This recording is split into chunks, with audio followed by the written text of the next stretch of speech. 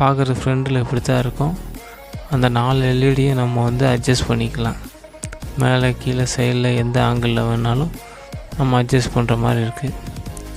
இப்போ இதை நம்ம உள்ளக்க ஓப்பன் பண்ணி பார்ப்போம், உள்ளக்க எப்படி கனெக்ஷன் பண்ணியிருக்காங்க அப்படின்னு. இதில் 4 ஸ்க்ரூ இருந்துச்சு. அதை ஓப்பன் பண்ணி பார்க்கும்போது உள்ளக்க வந்து இந்த வயர் செட்டப் இருக்குது.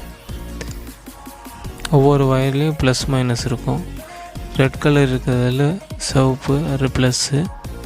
அதை வந்து ஒவ்வொரு எல்இடியும் கனெக்ஷன் பண்ணாமல் சீரிஸ் கனெக்ஷன் பண்ணியிருக்காங்க. அப்படின்னா ஒரு ப்ளஸ்ஸு இன்னொன்று இதில் இருக்கிறது இன்னொரு ஸ்ட்ரிப்புக்கு கனெக்ஷன் ஆகும்.